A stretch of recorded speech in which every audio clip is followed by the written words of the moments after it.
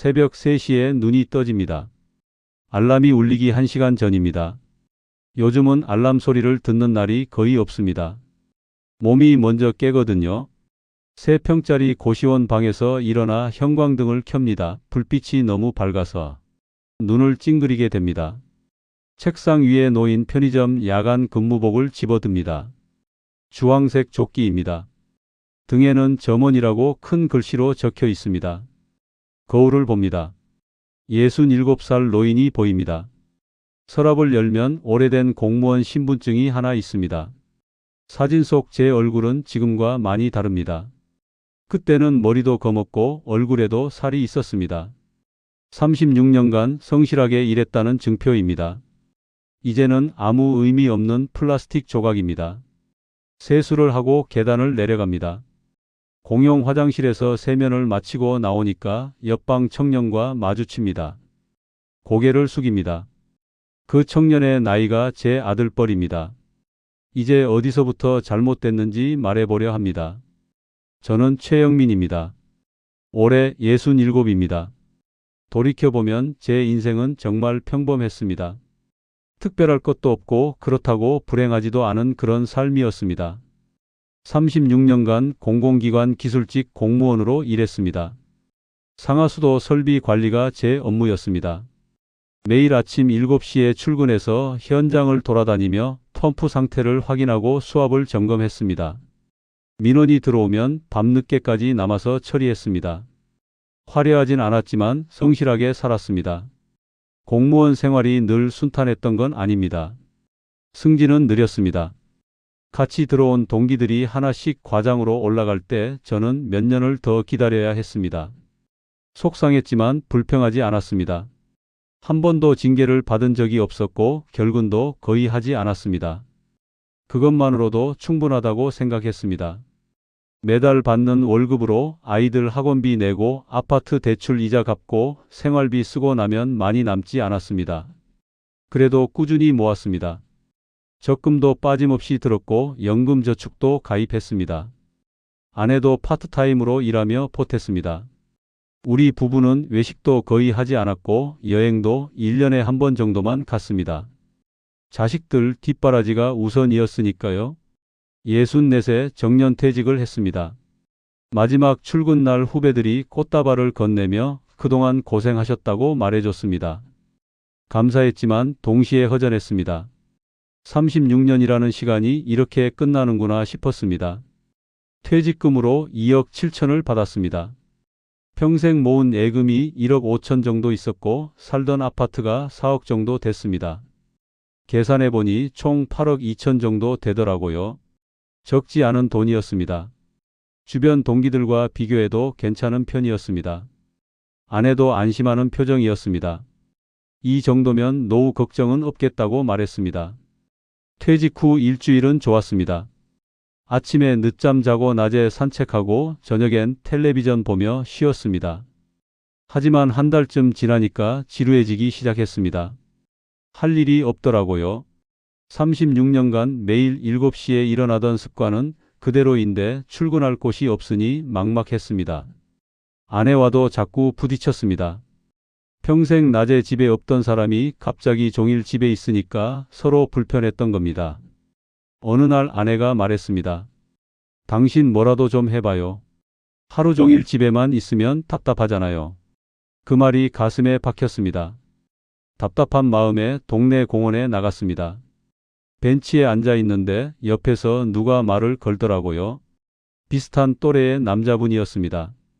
인사를 나누고 이야기를 하다 보니 그분도 저처럼 퇴직자였습니다. 신기한 건 그분이 여유로워 보였다는 겁니다. 옷차림도 깔끔했고 표정도 밝았습니다.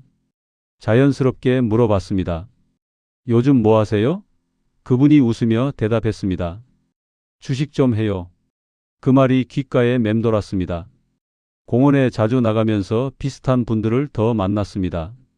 모두 퇴직자들이었는데 이상하게 다들 여유로워 보였습니다. 골프도 다니고 외식도 자주 한다고 했습니다. 궁금해서 하나둘 물어봤습니다. 대답은 비슷했습니다. 주식으로 돈을 번다는 거였습니다. 한 분은 매달 300만 원씩 번다고 했습니다. 또 다른 분은 작년에 1억을 벌었다고 자랑했습니다. 집에 돌아와서 곰곰이 생각했습니다. 주식이라는 게 그렇게 좋은 건가? 공무원 생활할 때도 주변에서 주식한다는 사람들이 있긴 했습니다. 하지만 저는 한 번도 해본 적이 없었습니다. 위험하다고 생각했거든요. 안정적으로 월급 받으며 사는 게 최고라고 믿었습니다. 하지만 이제는 달랐습니다. 더 이상 월급이 들어오지 않았습니다. 8억 2천이 있지만 은행 이자 수입은 너무 적었습니다. 한 달에 100만 원 정도였습니다. 연금이 나오긴 했습니다. 매달 160만 원 정도였습니다. 합쳐서 260만 원으로 두 사람이 살아야 했습니다. 넉넉하진 않았습니다.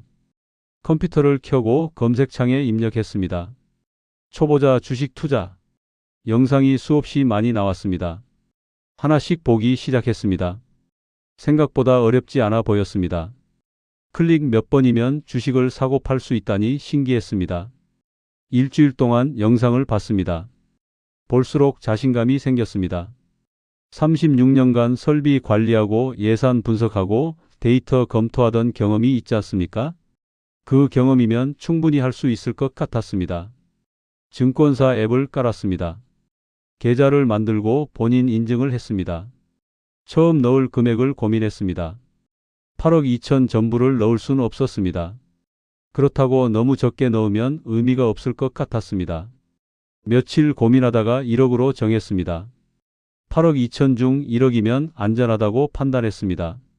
손이 떨리면서도 송금 버튼을 눌렀습니다.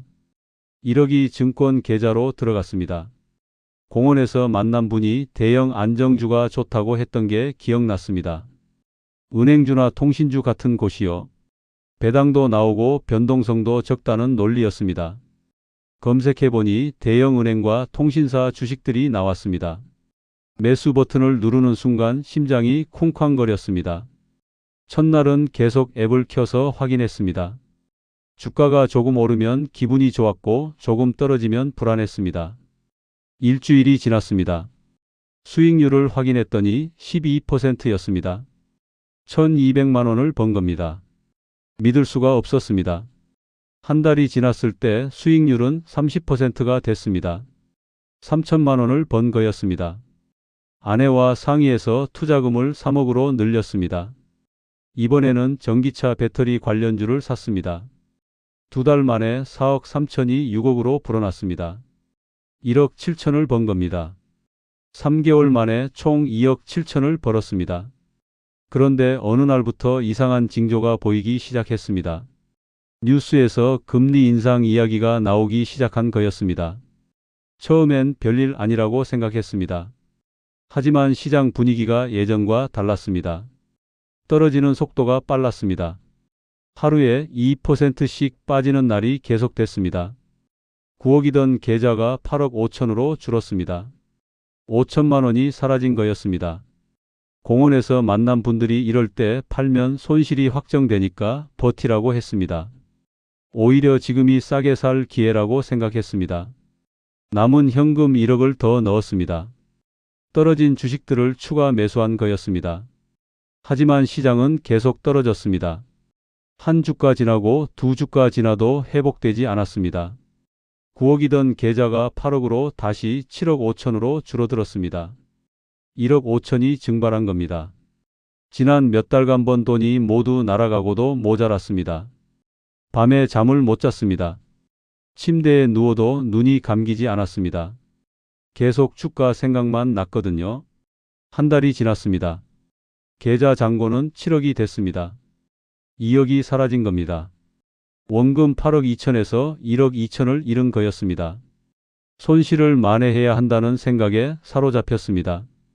하지만 7억으로는 한계가 있었습니다. 더 많은 돈이 필요했습니다. 아파트 담보 대출을 생각했습니다. 은행에 가서 상담을 받았습니다. 2억을 빌릴 수 있다고 했습니다. 매달 이자가 80만 원이었습니다. 평생 빚 없이 살았지만 지금은 어쩔 수 없었습니다. 서류에 도장을 찍었습니다. 2억이 통장에 들어왔습니다. 평생 빚진 적 없던 제가 채무자가 된 순간이었습니다. 2억을 증권 계좌로 옮겼습니다. 총 9억이 됐습니다. 며칠간은 좋았습니다. 9억이 9억 3천이 됐습니다. 하지만 다음 주부터 또다시 떨어지기 시작했습니다. 9억 3천이던 계좌가 8억 5천으로 줄었습니다. 증권사에서 마진 거래를 권유했습니다. 주식을 담보로 돈을 빌려서 투자하는 방식이었습니다. 위험하다는 건 알았습니다. 하지만 지금 상황에서는 다른 선택지가 없어 보였습니다. 3억을 빌렸습니다. 총 11억 5천이 됐습니다. 마진 이자는 월 150만 원이었습니다. 아파트 대출 이자와 합치면 매달 230만 원을 내야 했습니다. 공격적으로 종목을 바꿨습니다. 바이오 벤처, 반도체 장비 제조사 같은 곳들이었습니다. 처음 며칠은 운이 좋았습니다. 11억 5천이 12억 5천이 됐습니다. 희망이 보이는 것 같았습니다. 마진을 더 늘렸습니다. 추가로 2억을 빌려서 총 13억 5천으로 만들었습니다. 이제 마진 이자만 250만 원이 넘었습니다. 아파트 대출 이자까지 합치면 330만 원이었습니다. 시장은 제 기대와 다르게 움직였습니다. 갑자기 폭락하기 시작한 거였습니다. 13억 5천이던 계좌가 순식간에 12억으로 다시 10억 5천으로 줄어들었습니다. 3억이 일주일 만에 사라진 겁니다. 증권사에서 연락이 왔습니다. 마진콜 통보였습니다. 이틀 안에 조치하지 않으면 강제 청산될 수도 있다고 했습니다. 마진콜을 막으려면 현금 1억이 필요했습니다. 하지만 통장에는 몇백만 원밖에 없었습니다. 방법은 하나뿐이었습니다. 주식을 팔아서 마진을 줄이는 거였습니다. 고민 끝에 주식 3억어치를 팔았습니다. 마진 5억 중 3억을 갚은 거였습니다. 남은 마진은 2억으로 줄었고 계좌 잔고는 7억 5천이 됐습니다. 손실을 만회해야 한다는 강박에 시달렸습니다. 보통 주식으로는 한계가 있어 보였습니다. 선물과 옵션이라는 걸 알게 됐습니다. 파생 상품이라고 하더라고요. 적은 돈으로 큰 수익을 낼 수 있다고 했습니다. 위험하다는 건 알았습니다. 하지만 지금 상황에서는 리스크를 감수해야 한다고 판단했습니다. 파생 상품 계좌를 개설했습니다. 처음엔 조심스럽게 1억만 옵션에 넣었습니다. 지수가 오를 거라고 예상해서 콜옵션을 샀습니다. 며칠간 지켜봤는데 지수가 횡보하더라고요. 그런데 옵션 가격이 계속 떨어지는 거였습니다. 알고 보니 옵션은 시간이 지날수록 가치가 떨어진다고 했습니다. 만기일이 다가오자 옵션은 거의 휴지 조각이 됐습니다. 1억이 완전히 증발한 거였습니다. 선물 거래를 시작했습니다. 2억을 넣어서 지수 하락에 베팅했습니다. 며칠간은 맞아 떨어졌습니다. 일주일 만에 6천만 원을 벌었습니다. 포지션을 더 키웠습니다. 3억으로 늘렸습니다. 그런데 시장이 갑자기 반등하기 시작했습니다. 정부에서 경기 부양책을 발표했거든요. 주식시장이 급등했습니다. 하루 만에 1억이 날아갔고 이틀 만에 2억이 증발했습니다. 일주일 만에 강제 청산을 당했습니다. 3억이 완전히 사라진 거였습니다. 옵션으로 1억 선물로 3억 총 4억을 파생상품으로 날린 겁니다. 이제 남은 건 3억 5천 뿐이었습니다. 원금 8억 2천에서 4억 7천을 잃었고 아파트 대출 2억에 마진 2억까지 있었습니다. 완전히 망한 겁니다. 더 이상 숨길 수 없었습니다. 은행에서 독촉 전화가 매일 왔거든요. 저녁 식사 후 아내가 물어봤습니다. 도대체 무슨 일이냐고 통장에 돈이 하나도 없다고 따졌습니다. 저는 더 이상 거짓말할 수 없었습니다. 모든 걸 털어놨습니다. 주식으로 4억 7천을 잃었다고, 아파트 담보로 2억을 빌렸다고, 마진까지 2억이 있다고 말했습니다. 아내 얼굴이 하얗게 질렸습니다. 평생 모은 돈을 어떻게 그렇게 날릴 수 있냐고, 집까지 담보로 잡았냐고 울부짖었습니다. 다음 날 가족 회의가 열렸습니다. 아내가 아들과 딸을 불렀습니다. 모두 모여서 제 앞에 앉았습니다. 아내가 상황을 설명했습니다. 아빠가 주식으로 돈을 다 날렸다고, 빚까지 4억이나 있다고 말했습니다. 아이들 얼굴이 굳어졌습니다. 아들이 먼저 물었습니다. 정확히 얼마나 남았냐고 집은 어떻게 되는 거냐고 따졌습니다. 저는 떨리는 목소리로 대답했습니다. 주식 계좌에 3억 5천이 있고 빚이 4억이니까 실질적으로 마이너스라고 말했습니다. 게다가 이자를 못 내고 있으니 집이 넘어갈 수도 있다고 했습니다.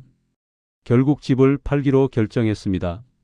20년 넘게 살던 집을 아이들이 자란 추억이 가득한 그 집을 떠나야 하는 겁니다.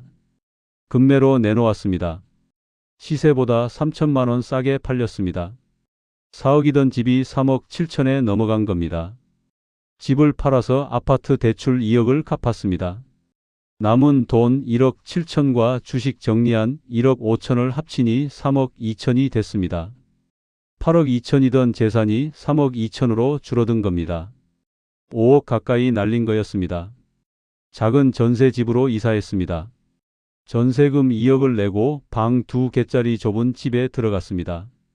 예전 집의 절반도 안 되는 크기였습니다. 남은 돈은 1억 2천이었습니다. 그나마 아들, 딸이 각자 500씩 보태줘서 2억 2천이 됐습니다. 자식들한테 손을 벌리는 부모가 된 겁니다. 아내와의 관계도 틀어졌습니다. 거의 대화를 하지 않았습니다. 같은 집에 살지만 남처럼 지냈습니다. 그런데도 주식에 대한 미련을 버릴 수 없었습니다. 남은 돈 2억 2천을 보면 자꾸 생각이 났습니다. 이걸로 한 번만 더 하면 모든 걸 되찾을 수 있을 거라고요. 옛 거래처 사장님한테서 연락이 왔습니다. 좋은 정보가 있다며 만나자고 했습니다. 만나서 이야기를 들어보니 특정 바이오 회사 얘기였습니다. 곧 신약 승인이 날 거라는 내부 정보라는 거였습니다. 저는 솔깃했습니다. 결국 남은 돈 중 1억 5천을 빼냈습니다. 그 바이오 주식을 샀습니다. 처음 며칠은 올랐습니다. 1억 5천이 1억 8천으로 불어났습니다. 하지만 욕심이 생겼습니다. 팔지 않고 더 기다렸습니다. 신약 승인 발표일이 다가왔습니다. 장이 열리자 주가가 급등하기 시작했습니다. 그런데 오전 중반쯤 이상한 움직임이 보였습니다. 주가가 급락하기 시작한 거였습니다. 뉴스를 확인했더니 충격적인 내용이었습니다. 신약 승인이 아니라 재심사 결정이 난 거였습니다. 주가는 곧바로 하한가로 떨어졌습니다. 1억 5천이던 계좌가 순식간에 6천으로 줄었습니다. 다음 날도 하한가였습니다. 6천이 2천으로 줄었습니다. 1억 5천이 완전히 증발한 겁니다. 아내에게 들켰습니다. 통장 잔고가 사라진 걸 확인한 거였습니다. 아내는 아무 말도 하지 않았습니다. 그냥 짐을 싸기 시작하더라고요. 친정으로 가겠다고 했습니다. 제발 가지 말라고 애원했지만 아내는 고개를 저었습니다. 더 이상 못 믿겠다고 했습니다. 결국 아내는 떠났습니다. 40년을 함께한 아내가 저를 버린 거였습니다. 아들과 딸도 연락을 끊었습니다. 더 이상 아버지로 인정할 수 없다고 했습니다. 남은 건 7천만 원뿐이었습니다. 전세금 빼고 생활비로 아껴둔 돈까지 거의 다 날린 거였습니다. 혼자 사는 삶이 시작됐습니다. 좁은 고시원으로 이사했습니다. 3평도 안 되는 방이었습니다. 화장실도 공용이었습니다. 매일 물류센터에 나가고 저녁엔 편의점 야간 알바를 더했습니다. 67살 노인이 하루 12시간씩 일했습니다. 아침 7시부터 오후 4시까지 택배를 나르고 저녁 10시부터 새벽 2시까지 편의점에서 일했습니다. 몸은 비명을 질렀지만 쉴 수 없었습니다. 지금 돌이켜보면 모든 게 제 욕심 때문이었습니다. 8억 2천이면 충분히 여유롭게 살 수 있었습니다. 연금과 이자 수입으로 평범하게 노후를 보낼 수 있었습니다. 하지만 저는 더 많은 걸 원했습니다. 남들이 주식으로 번다는 이야기를 듣고 욕심을 부린 거였습니다. 처음엔 1억으로 조심스럽게 시작했습니다. 그때 멈췄어야 했습니다. 3천만 원 벌었을 때 만족하고 그만두었어야 했습니다. 하지만 저는 더 많은 걸 원했습니다. 투자금을 늘리고 대출까지 받고 마진을 쓰고 파생 상품까지 손댔습니다. 주식은 투자가 아니라 도박이었습니다. 특히 제 나이에 퇴직금과 평생 모은 돈으로 하는 건 절대 안 됩니다. 젊은 사람들은 실패해도 다시 일해서 벌 수 있습니다. 하지만 우리 같은 나이는 한번 잃으면 끝입니다. 회복할 시간이 없거든요. 주변에서 주식으로 돈 벌었다는 이야기를 믿지 마세요. 그건 운이 좋았거나 거짓말일 가능성이 큽니다. 대출 받아서 투자하는 건 더욱 위험합니다. 저처럼 아파트 담보로 돈 빌려서 주식하면 집까지 잃습니다. 마진 거래도 절대 하지 마세요. 파생 상품은 아예 쳐다보지도 마세요. 은행 예금 이자가 적다고 불평하지 마세요. 그게 가장 안전합니다. 연 2%라도 원금은 지켜지지 않습니까? 주식은 원금도 못 지킬 수 있습니다. 저처럼 8억 2천을 7천으로 만들 수도 있습니다. 안전한 게 최고입니다. 특히 가족의 미래가 걸린 돈으로 투기하지 마세요. 제 욕심 때문에 40년 부부가 깨졌고 자식들과도 연락이 끊겼습니다. 손주들도 못 보게 됐습니다. 돈을 잃은 것보다 가족을 잃은 게 더 큰 상실입니다. 지금 저는 67살의 고시원에서 혼자 살며 하루 12시간씩 일합니다. 건강도 나빠져서 언제까지 일할 수 있을지 모르겠습니다. 이게 제 인생의 끝입니다. 여러분은 제 실수를 반복하지 마세요. 평범하게 사는 게 가장 행복한 겁니다. 욕심 부리지 말고 가진 걸로 만족하며 사세요. 가족과 함께 하는 게 돈보다 소중합니다.